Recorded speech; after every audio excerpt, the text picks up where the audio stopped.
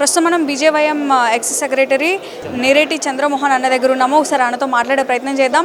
అన్న, మొత్తం మూడు చోట్ల బీజేపీ జెండా ఎగరబోతా ఉంది, ఘన విజయం సాధించింది. బయట చూస్తే కనుక పండగ వాతావరణం నెలకొంది. ఈ విజయాన్ని మీరు ఎలా చూస్తున్నారు?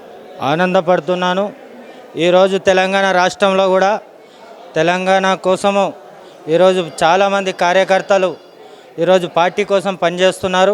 ఇక్కడ కూడా భారతీయ జనతా పార్టీ జెండా ఎగరేయడం ఖాయము.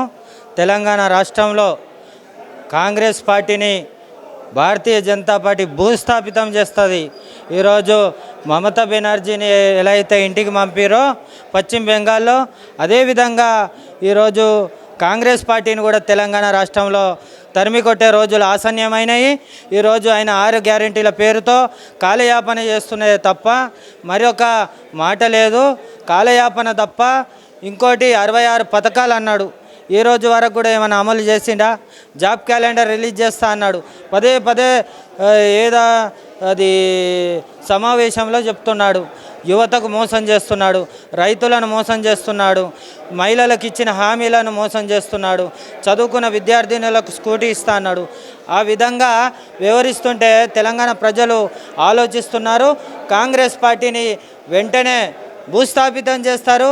తెలంగాణ రాష్ట్రంలో కూడా ఇదే పద్ధతిలో భారతీయ జనతా పార్టీ ప్రజలు భారతీయ జనతా పార్టీకి పట్టం కడతారు. ఈరోజు నరేంద్ర మోడీ గారు చేస్తున్న అభివృద్ధి పనులు చూసి ప్రతి ఒక్క రాష్ట్రంలో ఈరోజు భారతీయ జనతా పార్టీ జెండా ఎగరవేస్తుంది. కాంగ్రెస్ పార్టీకి కేవలం 3 రాష్ట్రాలే కేవలం ఉంది. కాంగ్రెస్ పార్టీకి 3 రాష్ట్రాలే కేవలం ఉంది. ఈరోజు తెలంగాణ, కర్ణాటక పోతే ఇంకో రాష్ట్రము హిమాచల్ ప్రదేశ్లో కూడా పోతే కాంగ్రెస్ పార్టీకి ప్రతిపక్ష హోదా కూడా పోతుందని నేను తెలియజేస్తున్నాను. అదేవిధంగా ఈరోజు ఆసాంలో అభివృద్ధి పనులకే ఈరోజు మళ్ళా ఒకసారి పట్టం కట్టింది. ఈరోజు పశ్చిమ బెంగాల్లో మమత యొక్క అరాచకాలను చూసి ఇంటికి పంపించిన కారణం భారతీయ జనతా పార్టీ కార్యకర్తలకు నేను నమస్కారాలు తెలియజేస్తున్నాను. శిరస్సు వంచి ఈరోజు ఏ ఒక రాష్ట్రంలో ఎన్నికలు రాని భారతీయ జనతా పార్టీ జెండా ఎగరేయడం ఖాయం.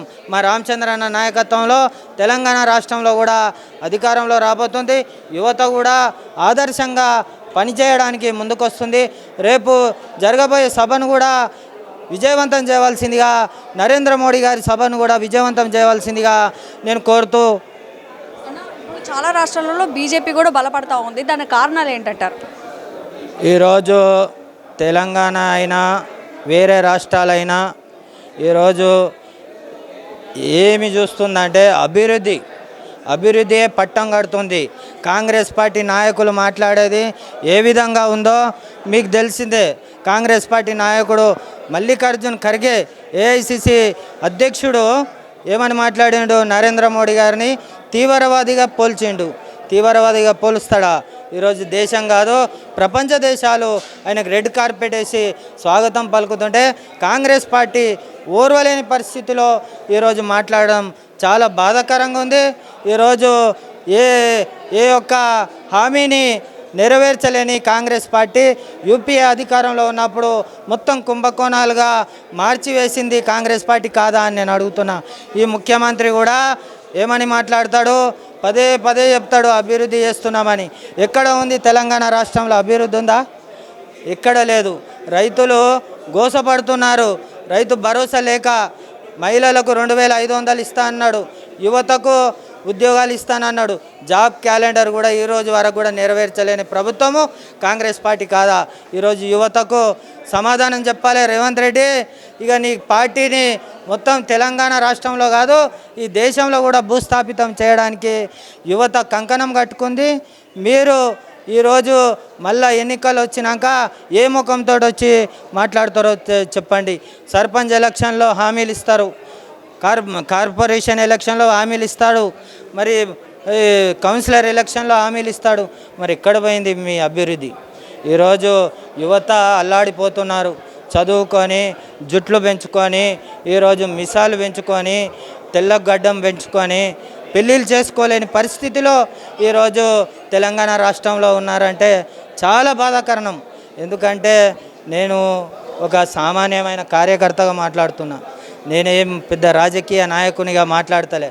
ఈరోజు రాహుల్ గాంధీ ఏం మాట్లాడతాడు, పార్లమెంటు మెట్ల పైన కూర్చొని చిన్న పిల్లోన్లాగా వివరిస్తే కాంగ్రెస్ పార్టీని ఎవరు చూస్తారు? ప్రజలు చూస్తారా? ప్రజలు నమ్మే పరిస్థితిలో ఉన్నారా? లేరు కదా. అందుకే భారతీయ జనతా పార్టీ ఈ దేశంలో మరోసారి మన నరేంద్ర మోడీ గారు ప్రధానమంత్రి కాబోతారని నేను తెలియజేస్తాను. Mind Media, the voice of India.